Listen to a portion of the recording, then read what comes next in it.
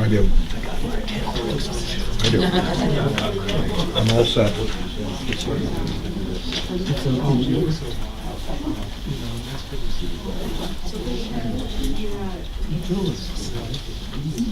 Good evening, friends.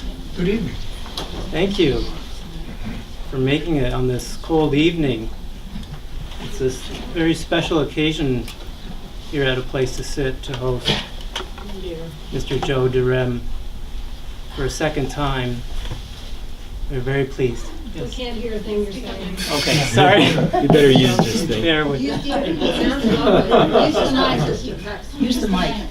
Yeah, use the mic. You can always put it back in. When in doubt.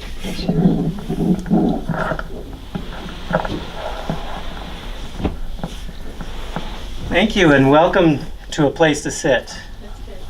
We're very happy that you are all here. A little bit of logistics here. I think most people have a spot that they will be comfortable with.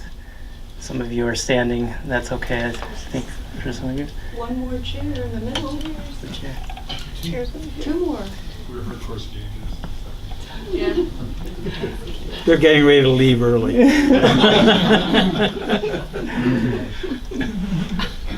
So tonight's presentation is called Muddling Through, 24 years as City Attorney of Boulder. Joe DeRem was City Attorney for the City of Boulder from 1979 to 2003. During this time, he rewrote the entire city code and drafted the open space sections of the Boulder City Charter. He handled a vast array of litigation, taking 3 cases to the Supreme Court, and he served as interim city manager during 1990 to 1991. These are just a few highlights of a great career here. And so just to let you know, the format of this evening is we have Rick Moody here acting as moderator and questioner during the presentation. There'll be a chance at the end where we will have a chance to ask questions. And I've been informed that difficult questions are welcome, please. Just a few things. The women's bathroom is on this floor, you may have seen, and the men's bathroom is downstairs. This building is very easy. After the presentation, if you would just allow us a few minutes to set up, we're just going to have a small reception here, and you're welcome to partake and linger as you wish. But my understanding is we go till about 7. So on that note, thank you, Joe, for being here. This is wonderful. Thank you. Give the mic to Rick.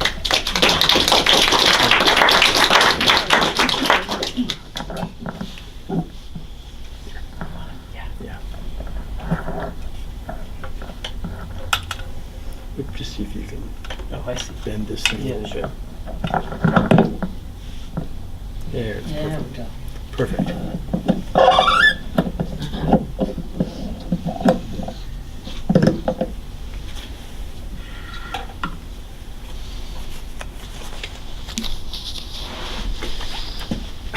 You're the man who needs no introduction. That's why we're all here, to learn all about Boulder. Well, thank you all for coming. I'm going to do this a little differently than was advertised, in that I'm happy to have people just go ahead and raise your hands and ask a question. And Rick will call on people. Louder, please. We got one right here, so let's see if we can make sure that this is Make sure it's in the right place. That looks better. Yeah. okay. Thank you. So Rick will coordinate calling on people, and if you run out of questions, we have a list. So we'll be happy to keep you all entertained for an hour and a half or so. And there will be a reception afterwards with a little wine, so feel free to stay. I will be staying, and I'll be happy to talk to people at that point. I had the incredible honor of serving as the Boulder City Attorney for 24 years, and that period of my life was my salad years. I was in the Attorney General's office before that for 5 years, and before that I worked for the ACLU and for Holland and Hart. And then later on I practiced privately for some time, and I still am practicing law as General Counsel of Mental Health America, which is a national mental health group. Rick, you want to start it off? Well, I have a question which, in the land of the Jewish Buddhists, I have to put it this way. It's we know that on the night of Passover, people say, what makes this night different from all other nights? So that's really my question about Boulder. What makes Boulder and Boulder city government different from all the others? Well, of course, the obvious thing is the natural backdrop, which is sort of our Eiffel Tower. It's the way that we all recognize that we're at home. Maybe just a little closer. Okay, a little closer to this thing? Squeeze it up. Just swing it closer. Okay, I think I can do that. Well, it's kind of... Why is it that the audio-visual part is always the hard part? Anyway, it's obvious that the natural setting is the immediate reason why Boulder is different. Land cost $1,000 a lot when it was $50 a lot in Denver. Wow. So, and that was in the late 19th century. So, Boulder has always been a special place and always been recognized as a special place, even before the university was here. And then, of course, the university provides a very special environment and people who have done a lot of things for our city government over the years. The other thing that people don't often think about is Rocky Flats. I remember at the time when we were all protesting Rocky Flats, and of course now it's a wildlife sanctuary. But Rocky Flats is the reason why Boulder is not a part of Denver, because Denver expanded to the southwest and southeast, and the expansion to the north was much more limited, and the expansion to the northwest was essentially non-existent until Broomfield started to grow, which fortunately was far along in our history. So Rocky Flats has protected us. It's a moat with a crocodile in it, the crocodile being the plutonium. And without Rocky Flats, we would not have the separation that we have from the rest of the metropolitan area. I guess the third reason is the community. The academic community we've talked about, but we also have an environmental community. We have Ruth Wright here in the very front row, who's our environmental saint, or maybe godmother. We have, Steve Pomerantz is in the back. We have a lot of the movers and shakers and the sometimes shaker-uppers. And without that, we wouldn't be the community that we are. The amazing thing that, as always, most communities are run by the Chamber of Commerce, and they're sort of Babbitt types, and not terribly interesting and not terribly inventive. But somehow Boulder has a very inventive and dynamic business community, which has pretty much gone along with all of the crazy ideas the city has had over all these years. And it's amazing to me that we've had that kind of support from the business community. I think it's really a unique aspect of us. Then from a planning standpoint, we used to try to plan by allocating water, and we thought we could ration water taps, and in that way we could control growth in the Boulder Valley. That turned out not to work for a number of practical reasons, including the resistance of the gun barrel folks to wanting to become part of us. I've heard many city councils have told me how the last thing they'd ever do is involuntarily annex and have a bunch of angry people suddenly as part of the citizenry. But there was a case, the Robinson case, which decided that the city was a public utility and had to supply utility services where it had mains. And that essentially did in a number of planning initiatives. One was called the spokes of the wheel. The other was just this rationing of taps. After that, we came up with a different idea, which was a joint comprehensive plan with the county. And the county is an essential partner in that because the county has land use authority and could authorize development inside of the Boulder Valley if they wanted to. But they have voluntarily desisted from that as a part of the agreement with the City of Boulder that is the joint comprehensive plan. And I won't go into any much more detail about that, but it was very significant that the comprehensive plan delayed development in the Boulder Valley for long enough for much of it to be acquired as open space. Of course, the other things that are critical to preserving the natural environment are the blue line, which is the height limit for our utility, the height limit on buildings in Boulder, which are limited at the height of the mature trees, and the flood control and open space taxes and fees, all of which have been used to acquire selected parcels. We started off with a plan to acquire land, and that plan was very quickly abandoned. During the years that I was there, Jim Crane was, I think, the primary inspiration for this, the late and lamented Jim Crane.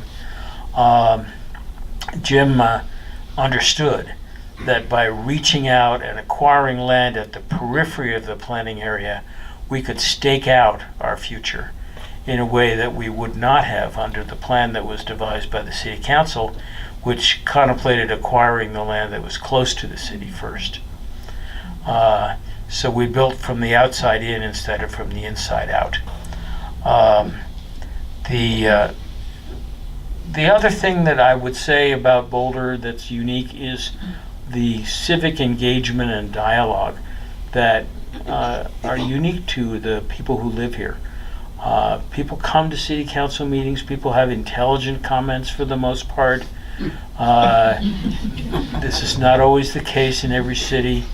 And at least my experience is that we are quite willing to admit and correct mistakes when we make them, which I think is unique in a political entity, most of which are busy covering up their mistakes. And finally, this is probably something that could be seen as both good and bad. We're always willing to go out on the bleeding edge of change, to do things that other cities don't do. They don't always work, and they're always controversial, but it makes for a dynamic city government under a home rule charter, which exists under the home rule provisions of Colorado state law and state constitution, and which is the essential reason why Boulder has been able to do all the things that it's been able to do. Great. Well, makes me glad I moved here. Comments and questions on anything Joe has said so far? Yes. Could you give us a little bit more detail about what the issue was with Gun Barrel and when the approximate time frame was? I'm new to the city, so I'm not... Okay. Well, Gun Barrel was a part of this concept that I referred to called the spokes of the wheel. And the city was going to reach out and create satellites which would then protect it from other cities annexing into the Boulder Valley. And the way that was done was initially by annexing the IBM land, which would, and all of the commercial land in the area, which turned out in retrospect to be extremely intelligent because it meant that nobody really wanted to incorporate it as a separate city or annex into it because all of the tax revenue was gone. And the Gun Barrel then developed as a residential subdivision around the IBM site. And those the city supplied it with water and sewer services and had planned to do the same thing to the south. That was defeated in an election. So the citizens very early on decided that Gun Barrel was probably a mistake, but it happened. So it's there, and it's not a part of the city of Boulder. It's not annexed. It's county land, which creates very substantial issues because, of course, it means that county taxes have to maintain the streets and the infrastructure, and the city of Boulder pays a great deal more of those taxes than the Gun Barrel residents do. But that's just the way it is, and we have to live with our mistakes. The Gun Barrel area then has had a couple of initiatives to be annexed. All of them have failed because the Gun Barrel residents have not wanted to be annexed. And as I said earlier, the city council has no interest whatsoever in voluntary annexation. Is that enough? Great. Yeah, thank you. Great. Okay, front and then the back. Could you explain the home rule and why that has been so important for Boulder? Sure. It's Article 20 of the Colorado Constitution. I could go through the history, but it would take too much time. Basically, it's a provision of the Colorado Constitution that allows cities to overrule the state in matters of local and municipal concern. So that's a very unique concept. Most cities in most states operate entirely under the domination of the state, and if the state passes a statute, that takes the power away from the city to pass a statute in that area. I have to say that there are inherent contradictions in home rule. What is local and municipal now is probably different than what it was back in 1917 when the Home Rule Amendment was passed.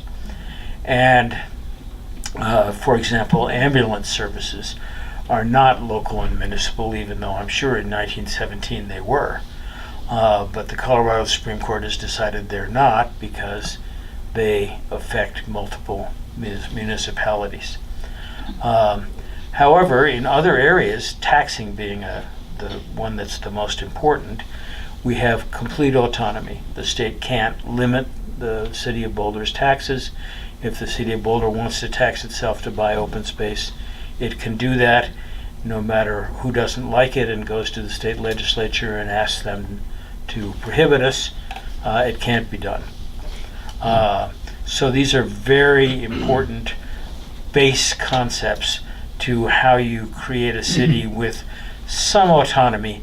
I have to say that preemption is always right around the corner, and we worry about it, not only state preemption but federal preemption, and we had numerous fights about it. Probably the biggest one was the fight that we had over pesticides and herbicides, where we tried to pass an ordinance limiting them, and we ended up with a compromise. So we can do some things but not other things. We can't limit, for example, what pesticides are used in Boulder because the EPA decides that. So we don't always win, but we always have an argument. And maybe that's what counts. I've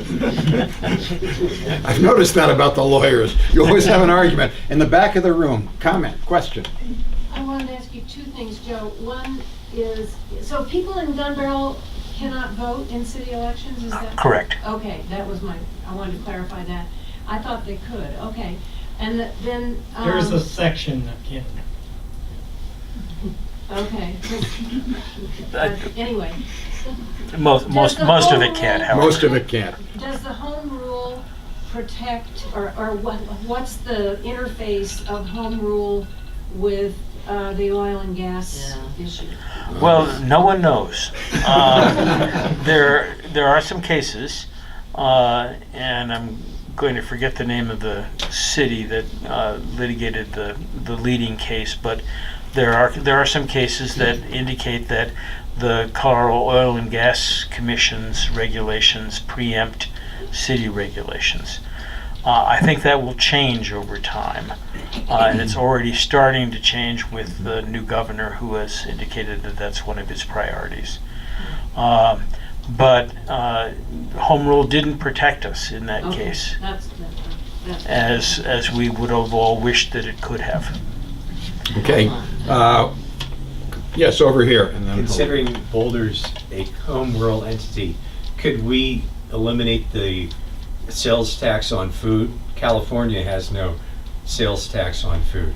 And what collisions would there be? We could. It's a major source of revenue, so you'd have to replace the revenue. And that would probably mean increasing sales taxes, which would give us a bad competitive position, but it certainly could be done.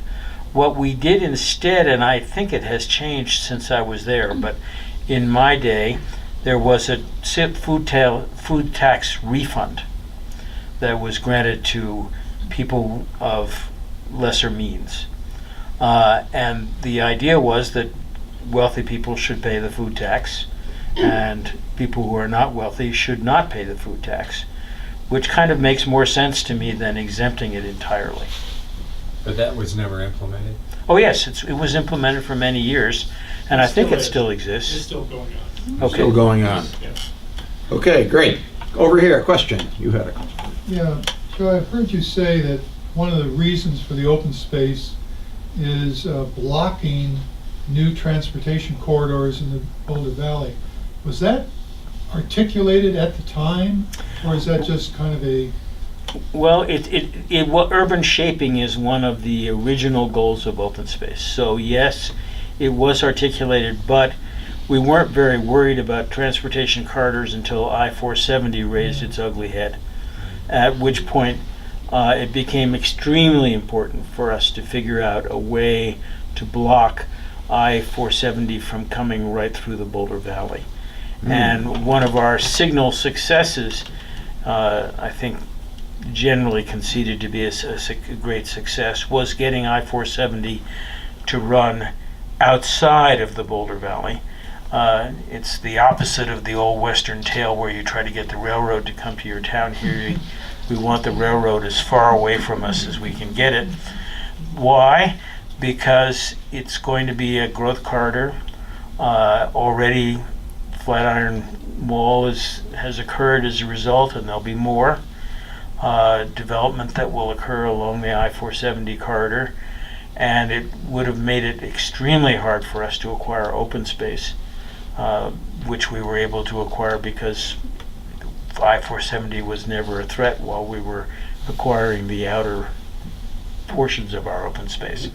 So urban shaping is a big goal, and as I said, we adopted that goal initially, but really made it work when Jim Crane came up with the idea of essentially occupying the outer rim of the Boulder Valley and then moving in instead of moving out from the city, which combined with the comprehensive plan, which was already limiting development close to the city, meant that we could sketch a fairly large area, now more than 45,000 acres of open space, which is, there's only one other city in the country that has that much land. It's Albuquerque. And it's the open space is the main way we have of structuring transportation corridors. Great. Okay. Yes. Could you talk about the cases you argued in front of the Supreme Court? Yeah, I didn't argue them because I was city attorney and I had to put out fires back here. But there are three of them, And I'll try and do this briefly, but I'd be glad to expand. The first one was the one we lost, the cable TV case, which was a case in which we imposed a moratorium on the now it seems totally fanciful notion that we could get competition among cable TV providers, which I think everybody would like, but is not really doable. And we lost that case in the Supreme Court, not on the merits. We imposed the moratorium in order to do an RFP and solicit competitors so that everybody could build out at the same time. But that didn't happen because a preliminary injunction was issued very early on, which stopped us. Only after we had gone through a strange exercise where the company was putting up cables and we were tearing them down right behind them. But that didn't last for very long. So the Supreme Court decided only that home rule did not grant us state action immunity for our ordinance, and that therefore we had to go through a Sherman Act analysis to determine whether or not this was an unreasonable restraint of trade, which is the language of the federal antitrust laws. And we never got to that question because by then we had a lot of money invested in the case, and it looked like it was going to be a lot more money before we got the thing tried and through the appeals. And the company, TCI, showed every indication that they were going to use every possible legal mechanism that they had. So the council decided that they had had enough of that fight, and we settled by granting a new franchise to the company and giving them no money. So it was an okay result if we were going to lose on the issue of bringing in a competitor, but we certainly lost on that major question, which was to bring a competitor in, or hopefully several competitors. The second case was a case involving abortion clinics, where we passed an ordinance which was sustained by the United States Supreme Court, which said that you could not approach a person within 10 feet. And so that people who were using an abortion clinic could go in without being harassed on the way in. It doesn't keep people from protesting in front, walking up and down, doing anything they want to protest abortions, but it keeps them from hassling the people who are about to undergo a medical procedure that is dangerous.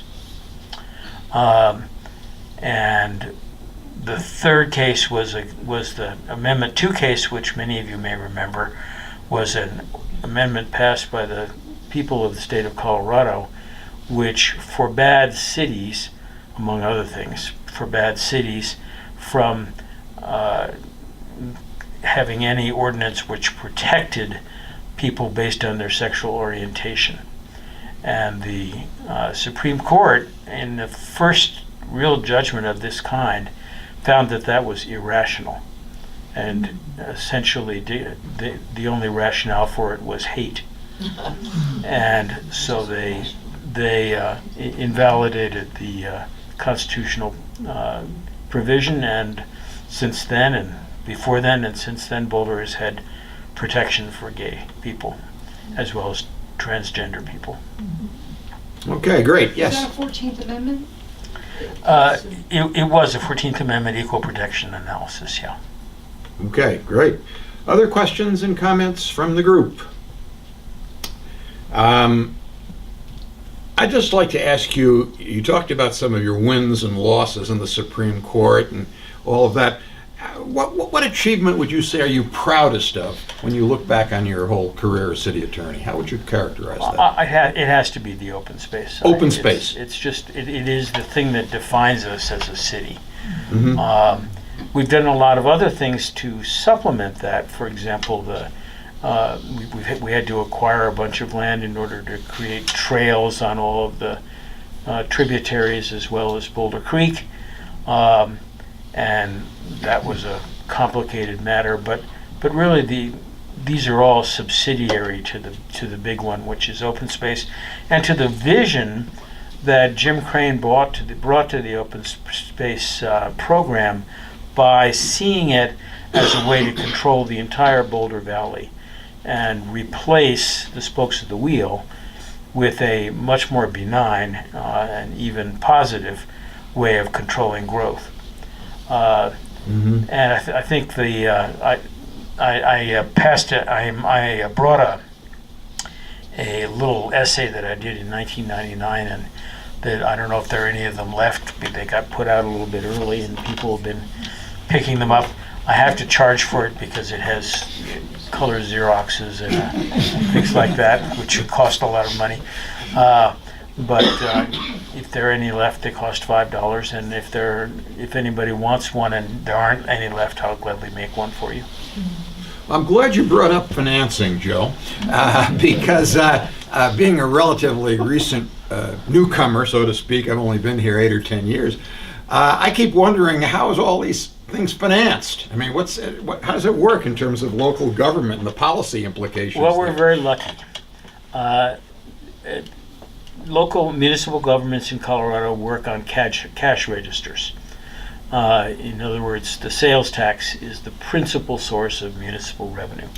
We have a property tax, but it's relatively small, and the county is principally financed by the property tax, and we more or less let them occupy the property tax. It's also a regressive tax, which has never been very popular. The sales tax? No, the property tax. Property tax.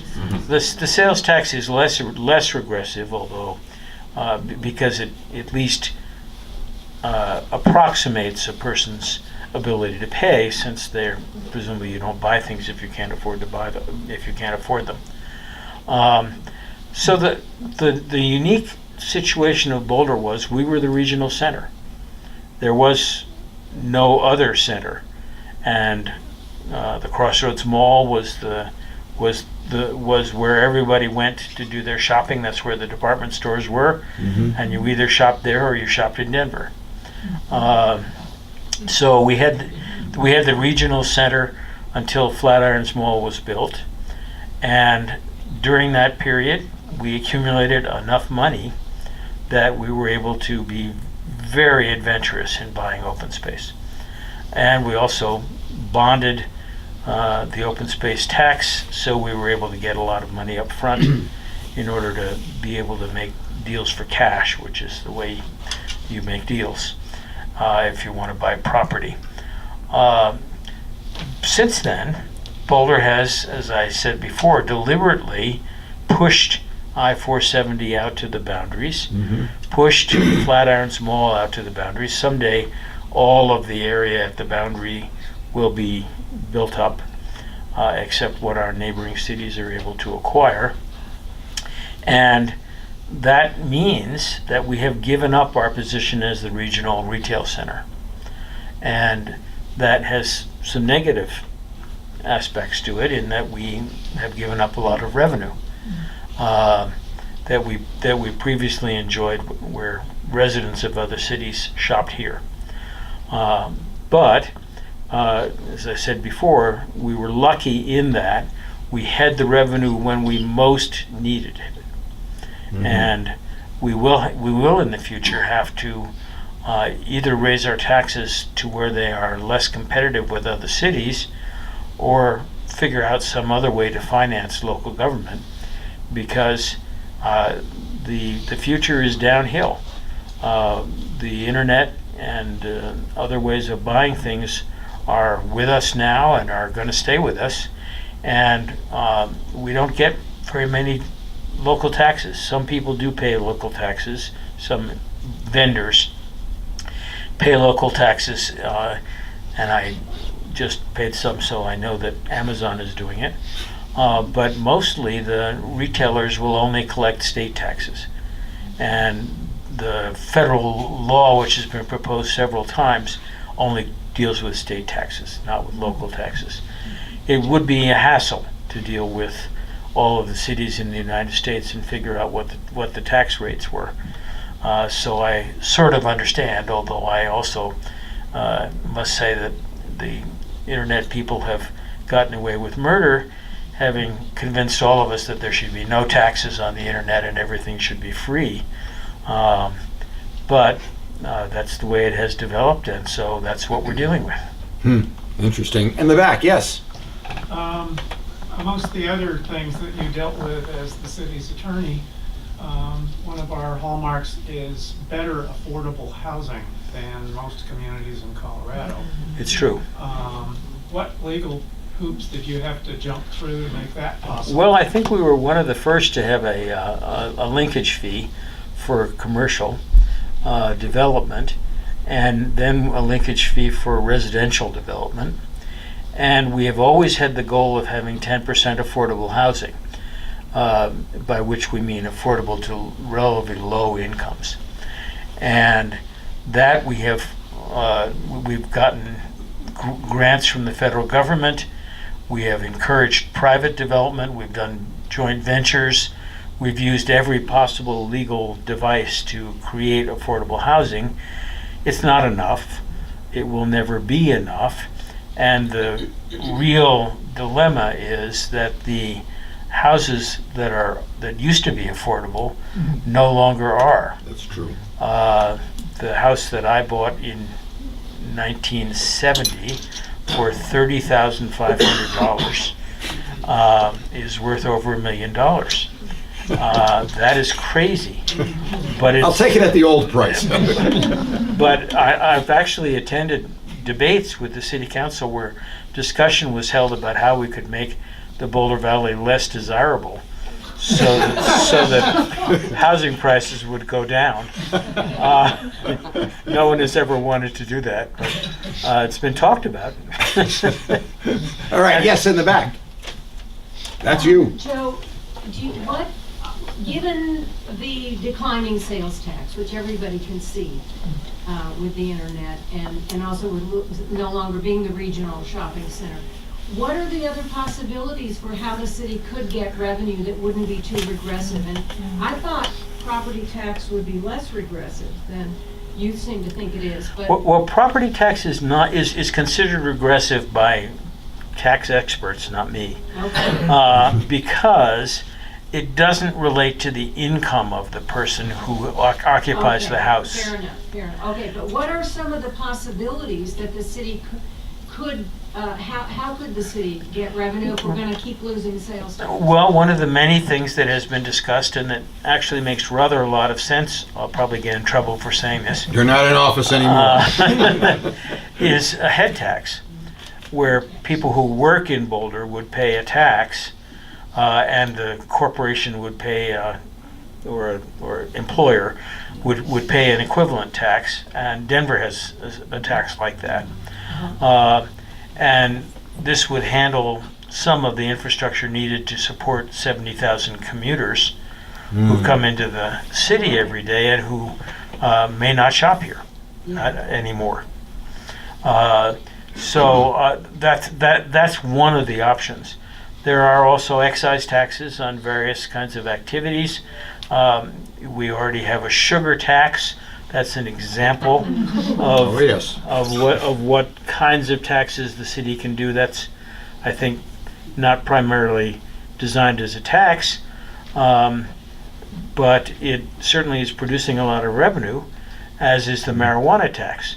So there are ways that the city can raise money by imposing specialized taxes. Yeah, great. Okay, yes, sir, over here. Thanks, Joe. It's wonderful for you to come here and get the whole community together. It's very enjoyable. So I've got a question that relates to open space. And you can't buy everything you want all at one time. So in the Boulder Valley Comprehensive Plan, there are areas that were designated for future open space acquisition. And they were typically places that were in floodplains, where there were endangered species. It was contiguous to other open space.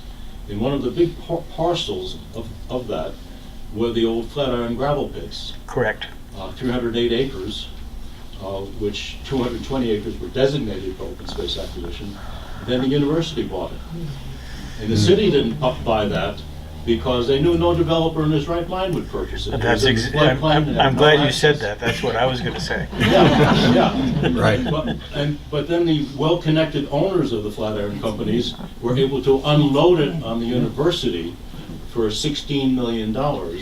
And when they got it, the first thing they did was gut the reclamation plan by getting rid of the ponds. They put up a 6,000-foot earthen levee, totally contrary to city policies of trying to retain riparian areas. They diverted the floodwaters around the site, and now they want to annex it. And we need part of that property in order to have the flood detention facilities to prevent flooding on the other side of the highway. So Water. I've given you plenty of opportunities Yeah, to yeah. respond. Yeah, what you said is exactly accurate. There's more than one design for the flood retention facilities, and that's important to understand, because some of them will use much more land than others, and may cost more money, but may also be much more furthering of riparian values and create something that's much more of a park environment, which in the end the university will appreciate, but they won't in the short term. And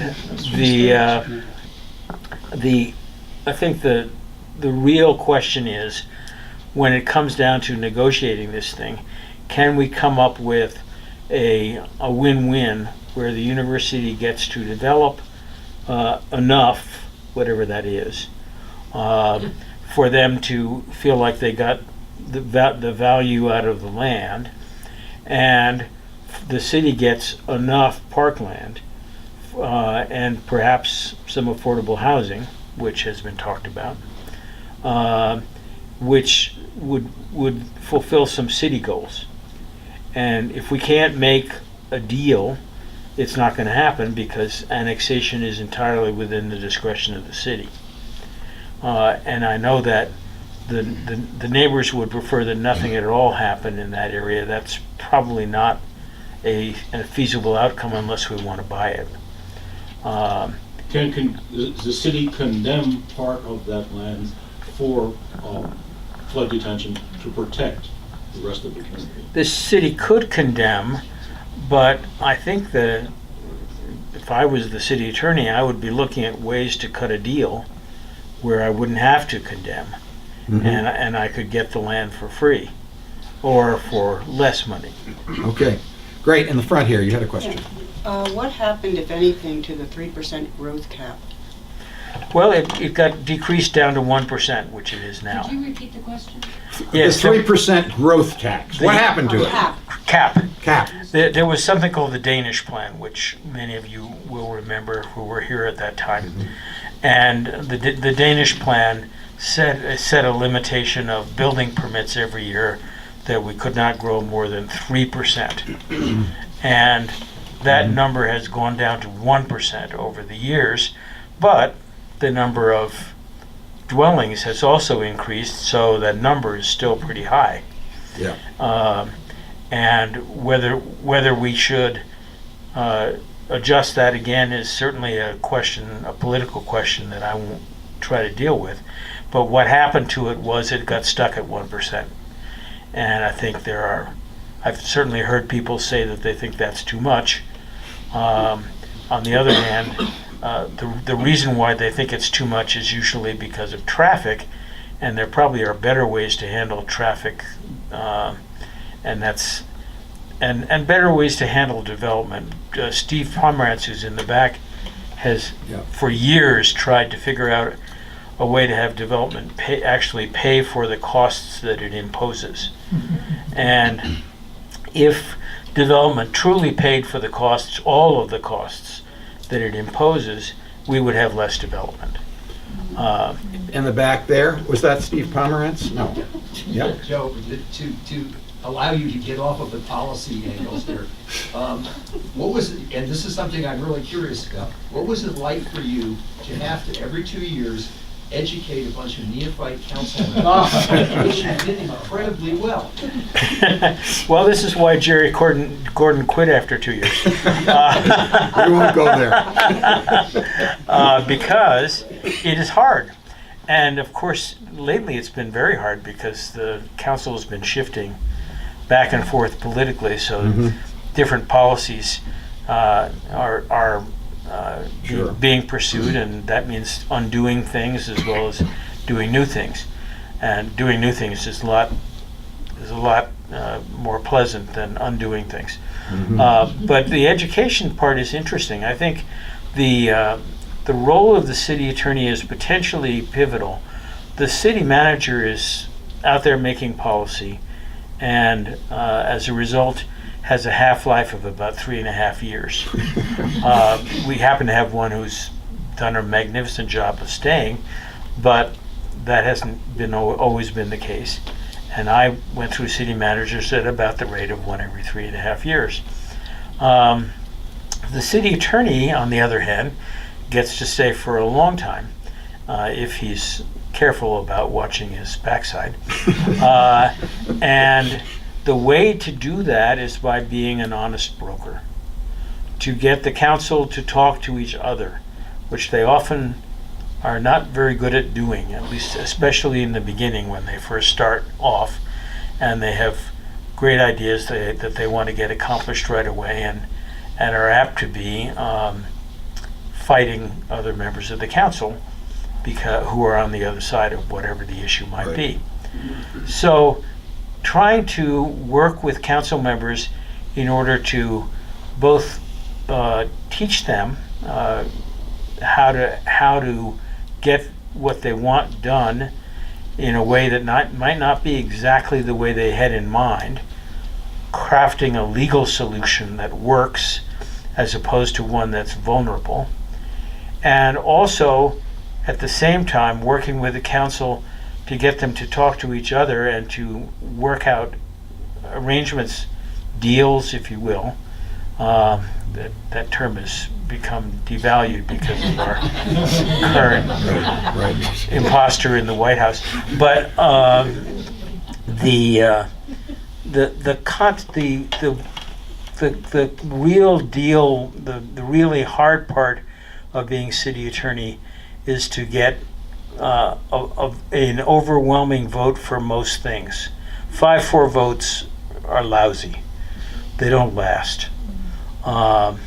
And usually compromises have to get made which aren't good. So it's better if you can develop more of a consensus on the council. And I see that as a role that I enjoyed very much. And was even able to work with Steve Pomerantz. He has the right of response if he wishes to. Other comments, questions? Okay. People who haven't spoken, I'm going to call on them first here. What is the linkage fee that you refer to? What is that? So it's a percentage of the housing that's built, or a certain amount. I don't know what it is now, but it's changed over the years. For every square foot of commercial, and this goes into a fund for the commercial. In the case of housing, they're supposed to build the housing on site as part of the development. One of the ongoing jokes is that there's an option to pay a fee in lieu of taxes, which we used to call a fee in the loo. Which in the loo. Which is a British term for a bathroom. Right. Okay. Sir, and then over here. Yeah. A lot of the topics we've been talking about, I've been watching closely, and I'm referring to Boulder as a mini Manhattan surrounded by open space. So once the council invited Google and approved that project, the price of real estate has been going up extremely quickly. That's All true. of our local businesses have been failing because they don't want to pay exorbitant rental prices. Yeah. And the city, we've got to deal with the South Boulder open space, which we should have bought, has bought the old hospital property on Broadway for $45 million. They're spending $200,000 a month on interest payments alone. And I went to a meeting where they're discussing proposals for a build out, and the cost for those is $250 to $300 million. Now, if you had seen that 10 years ago or 15 years ago, what would be your point of view regarding those things? Yeah, you're not in office anymore, and you can say what you think. That's a dangerous policy issue, but I would say that, first of all, you have to figure out a revenue source before you make any commitment of that sort. And because we already have a very high sales tax, and we can't afford to drive any more business away from Boulder. So that's a worrisome part. If it's going to cost that much money, that means a new tax. There's no way that can be eked out of the current revenue sources. And the hospital site was bought in order to get the city government more centralized, and it was very popular at the time. I wasn't city attorney, but I watched it from afar. But I was worried at the time about what it would cost to build out that site. And it seems like it's probable that the city will have to sell some portions of the site in order to be able to afford it. That's just my opinion. I don't have any data behind that, but I know what our revenues picture looks like, and it's not good. Right. Okay. Over here, yes. Could you talk about some of the more unusual issues that came up while you were city attorney? Yeah, what are the unusual things that happened, Joe? Well, You let's have in see. your memory? We did have the only naked reservoir in the Denver metropolitan area, which is called Coot Lake. And we had a very tragic incident where a fellow drowned because Coot Lake was essentially the borrow pit for building the Barker Dam. It was not intended as a lake. It was not designed with any kind of thought being given to it being a recreational use. In fact, it was not even officially approved for swimming, but of course people swam there. And then they discovered that nobody much cared. There was nobody watching, and they could take their clothes off if they wanted to. And that actually became a kind of for a while, a very short while, I must say, it became a kind of a badge of honor for Boulder that we had another odd aspect of our city. Yeah. But unfortunately, I don't know the right adjective. Some young men began parading themselves by the roadway, by 63rd Street.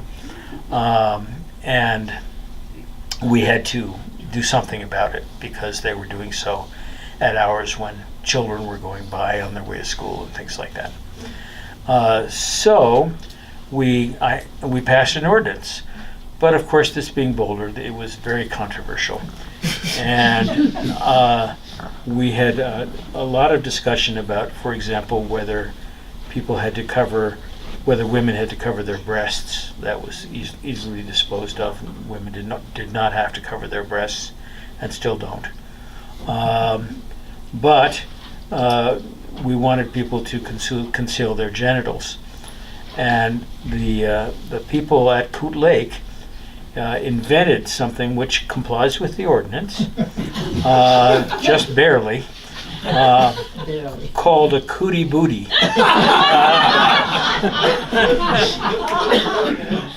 And Was this litigated? this was not litigated. But the city manager was more clever than I, and he decided that rather than having fights over cootie booties, he would simply prohibit all swimming in Coot Lake. And it turned out that made it very unattractive to its former inhabitants, and so The problem went away. the problem went away. Joe, didn't you have a creative solution? There was a time when there were, I think it was at Halloween, invaders who would come in all the time. Yeah, well, that was another interesting one. We did have something called the mall crawl, The mall crawl. which was an annual Halloween event, and people would get very drunk. And in the early evening, it was kids in costume. But by about 7 o'clock, there were no more kids and very few costumes, and mainly drunk people. And the drunk people started climbing trees and doing things like that that were likely to cause much more problem. And the Denver TV stations thought this was a really cute thing, so they would advertise the mall crawl. So a lot of people came. And have TV cameras showing the mall crawl. And so we had to figure out a way to have people not come to the mall crawl. We worked with the university to set up parties on the hill so that the university students would all have a place to go. We put a lot of propaganda in the local newspapers about how crummy it was to be at the mall crawl, because there were all these drunk people and you were likely to get in trouble. And then in the most chancy move that I made, I decided that we could close US 36. And we did. We closed US 36, and all of the parking lots anywhere close to the mall were also closed. And we diverted the traffic up north of town. And so in order to get back to town, you had to circle back. And very few people from Denver did. So we got rid of our Denver people that way. We also did what we could to get the TV stations not to cover the mall crawl. That was not entirely successful, although once it started to be not so interesting, they were less interested in covering it. But yeah, that was one of our more successful moves. It's a very hard thing to change customs and habits, and this was really ingrained as a local folkway in Boulder until we moved on it, and we were successful. There's no longer a mall crawl. Great, great. Other questions? In the back there, yes. How were you involved in the Pearl Street Mall? The Pearl Street Mall. It was already built when I became city attorney, so I wasn't very involved in it. But I know a lot about what happened. It's one of those wonderful circumstances where if you just wait long enough, politics change. Many of the merchants downtown were very opposed to the Pearl Street Mall. And they were especially opposed during the construction process, as you would expect, because things were pretty messy for a while. But all of their property values went sky high, and there now is much more retail traffic on the mall. The interesting thing about the mall is that there are a lot of cities that have malls that are not successful. Yeah, that's true. And the genius of the Boulder Mall is it's only 4 blocks long. Most of the other malls are much longer and much less successful as a result. Yeah, great. Okay, yes, over here. Joe, what was your role in the tea house, in the locating of the tea house? Well, I was over there watching them most of the time. It was a fascinating thing to watch. But the tea house is a great example of muddling through. Title of your talk. The city established a sister city relationship with Dushanbe, Tajikistan. And the mayor Jorgensen, went over there to visit, and the Soviet Union, which was Tajikistan was a state within the Soviet Union. The Soviet Union decided that they were going to give a gift, which was financed by the central government. And this gift was going to be a locally designed tea house with all the attributes that all of you know from having been there. It's very beautiful, and certainly like nothing else in this town or in most towns.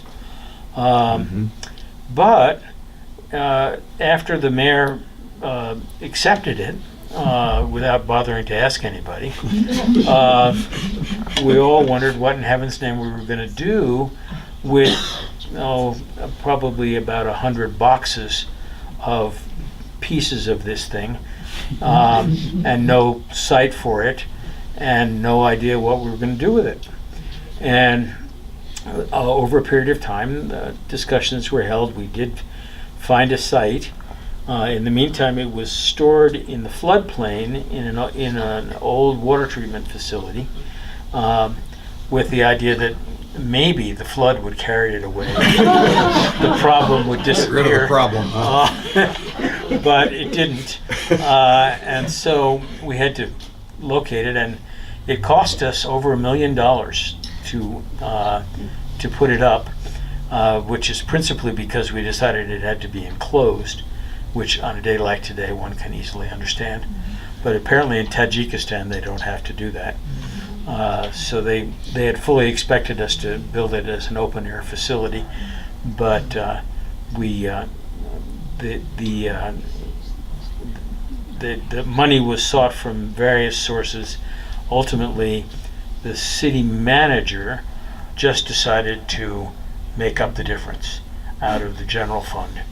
And the council was not entirely happy with him, but they were all relieved that the problem was gone.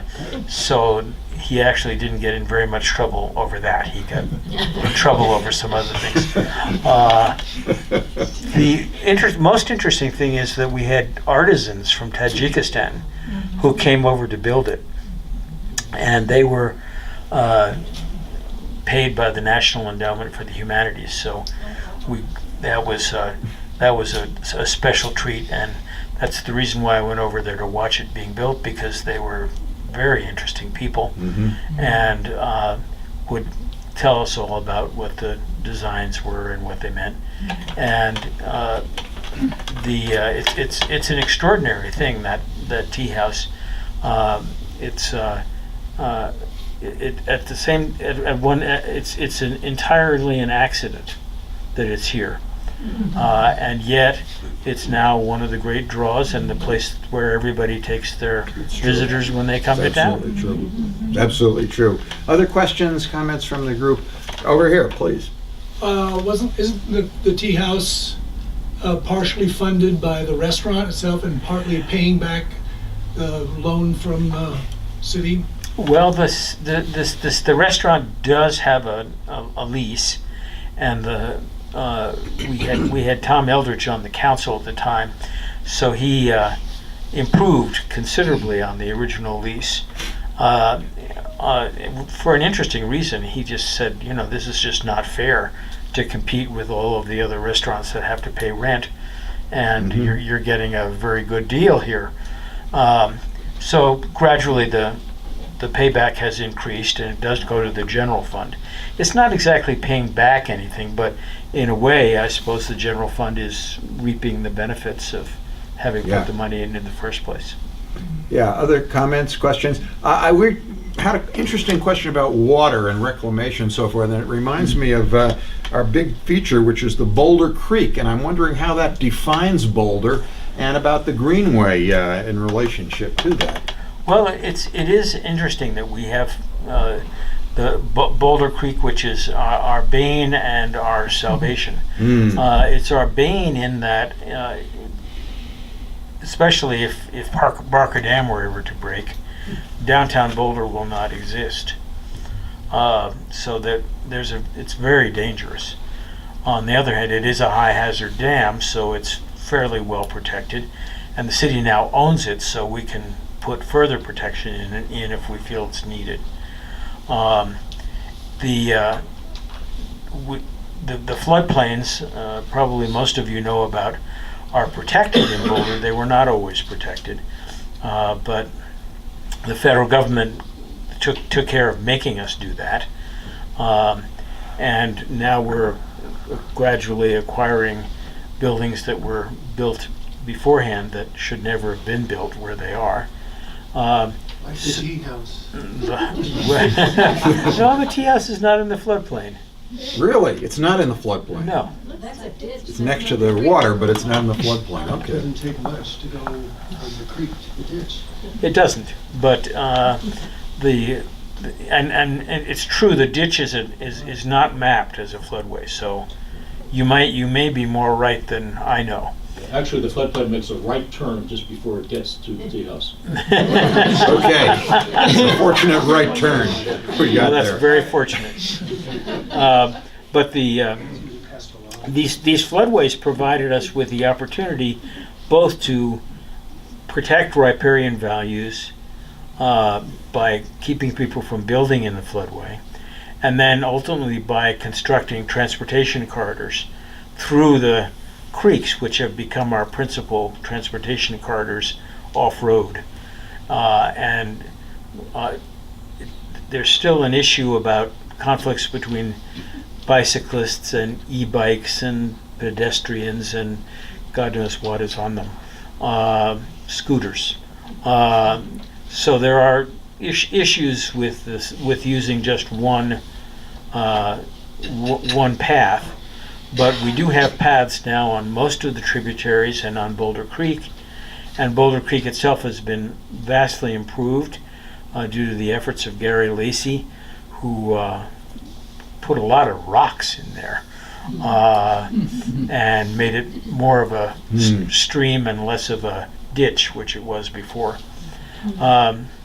But it's been, I think we are defined in a way by our flood problems, which are we're the most flood-prone city in Colorado, which is something people don't know, but it's a significant issue and one that has very complicated politics because the maps change all the time, and people don't take kindly to Why do the maps change, Joe? What does that mean? Well, we have better understanding of the hydrology.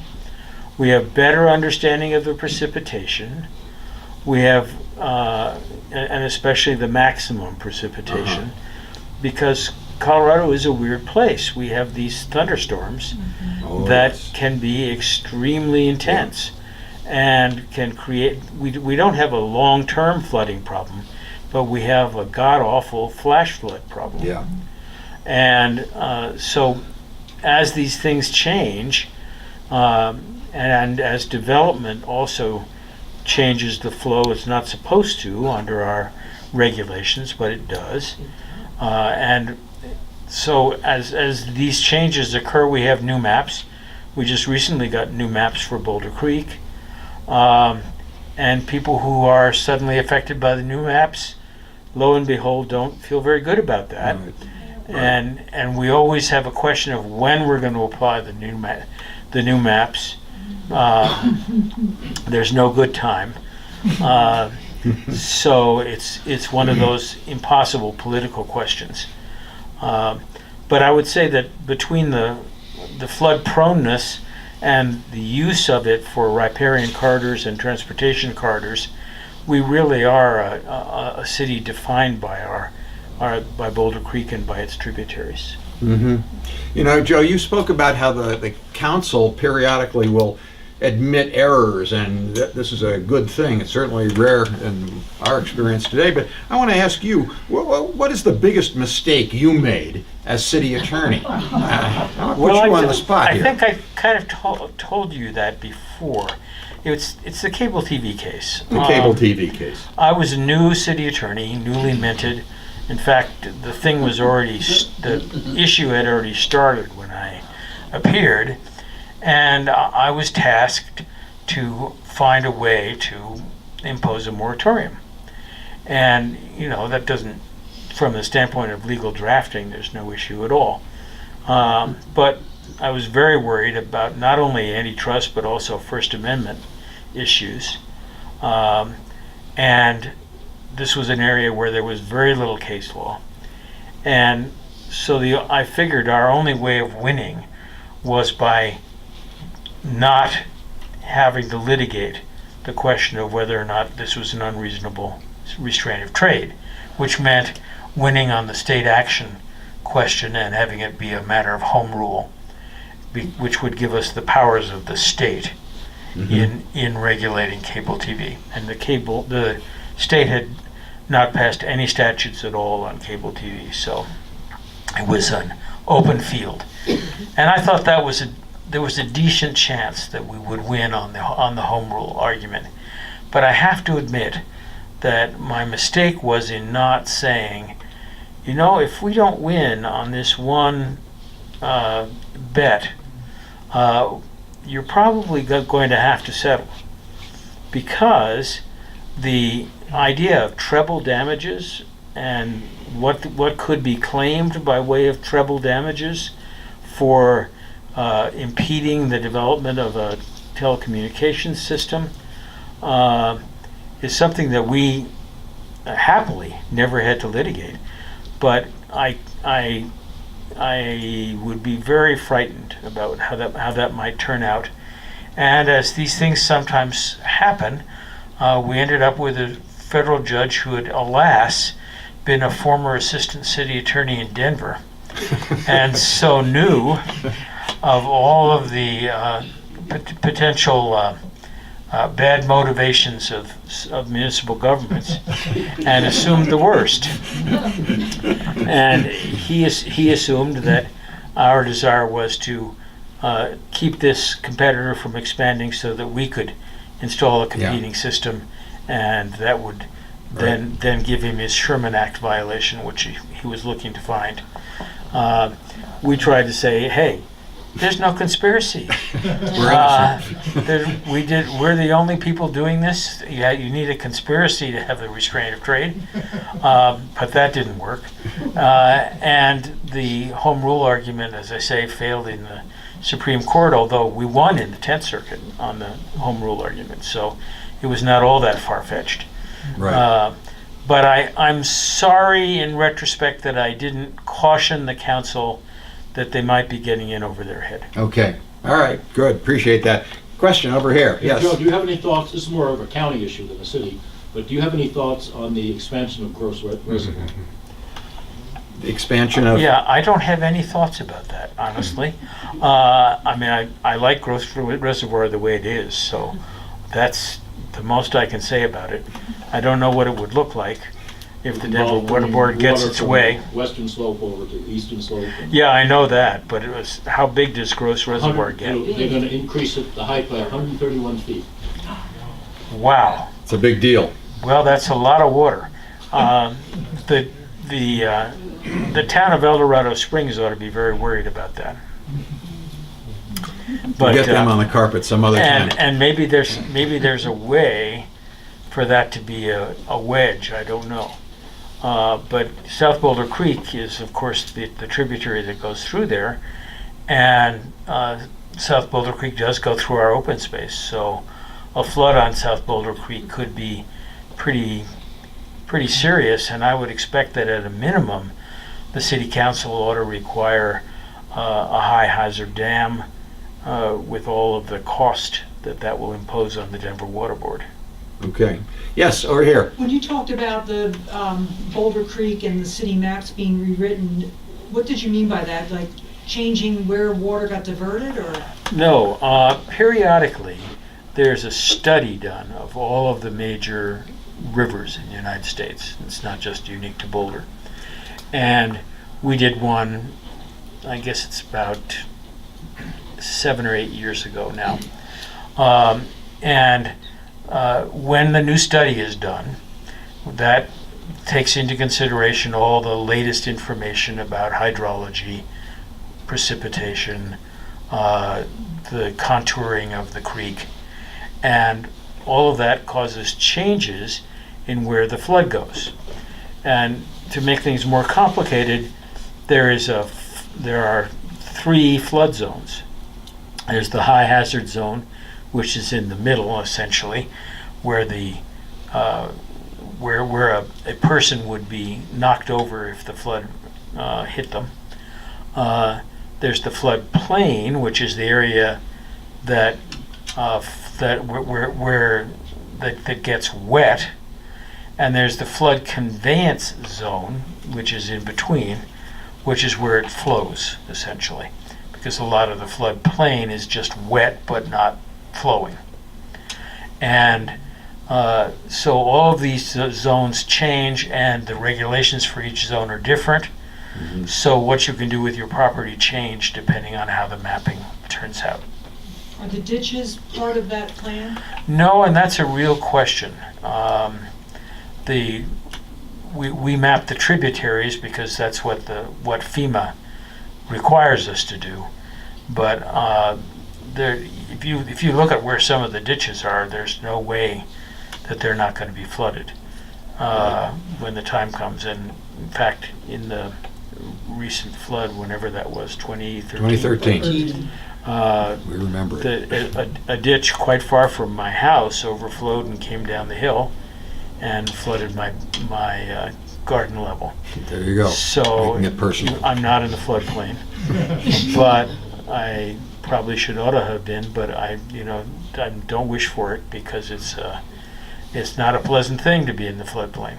You have to deal with a lot of regulation. We're moving towards our conclusion here. We got a couple questions in the back. You first, and then I don't know if you already covered the opportunity zones. opportunity zones. I don't Not know yet. much about this. This is It's a new recent proposal. It's since my time, but I know that there was a recent zone created, Yeah. and I believe approved by the city council. Not yet. No, maybe just by the city council manager. staff. Yeah, that's right. It's a city manager, city council dispute. Still under. Okay. Okay, well, in any event, there was a city manager acquiescence to something that is now very controversial. It's controversial. Yeah. And if it didn't go through formal approval, I stand corrected. Okay. You don't necessarily have an answer. There's another question in the back there. Did I? Yeah. Thank you so much for. A little louder. Hi, I'm Rachel. Thank you so much for speaking. I was just wondering, it sounds like you're a very extraordinary person to have chosen this career path, and I wondered what aspects of your personality helped you succeed, and what drew you to that career choice. I like that question, Joe. Waitress in Boulder, and I know how. Having known you a long time, I'd be interested in hearing your answer about your personality. Well, okay, I'll be brutally honest. I worked for Holland & Hart, which is the largest law firm in the state, for 3 years. It was boring. And so I, even though I was on the partnership track and doing quite well, I decided to risk everything and worked for the American Civil Liberties Union for 3 years with 10 states, all the civil liberties litigation that I could stir up in 10 states. And I got to kind of like public law, and I decided that was my career. And happily, a new Attorney General, a Democrat, was elected, J.D. McFarland, and he appointed me first Assistant Attorney General. So I went into his office for 5 years, dealing with all the human services and education departments of state government, which was a lot of fun. And what was most interesting, Ruth will find this interesting, was that I had to deal with a lot of Republicans because they were almost all Republicans. This is Colorado. In those days. And so I got to know, for example, I made common cause with Joe Shoemaker, who is a Colorado politician who was also a very smart man and was quite willing to make a deal when the deal was advantageous to the state. And so we did several things, including a major compromise on funding hospitals. After that, I left the Attorney General's office when I was appointed city attorney. It was a grueling process that involved a very strange thing where all of the finalists were around a table and we were supposed to brainstorm ideas. And the topic was affordable housing. And, you know, people came up with a lot of ideas, and then finally I stood up and, in a moment of obviously forgetfulness, I said, well, what about rent control? And immediately I lost one vote on the city council. And it was, but we had a good, it was a tough discussion. It all came out okay. I was appointed city attorney, and I have never regretted the choice. Obviously, I didn't make as much money as I would have made at Holland and Hart by quite a lot, but I got to do much more interesting things. Not a day was boring, and so from my perspective, the Attorney General's office and all three of my public law jobs have been just a delight, and I can't imagine that I would have thought of such a thing when I was at Yale and at Harvard, but because I was being directed in other directions. Yeah. But I made the right choices somehow by luck. Joe and I were in the same class at Yale together. That's how we knew each other. So I think I speak for all of us in this room in saying that we are very grateful that you made those choices to serve all of us here in Boulder. So I want to thank all of you for being here this evening, and thank you especially, Joe. And anyone who would like to stay will be Yes, we glad got to some chat some food. more. Joe, do you want to say about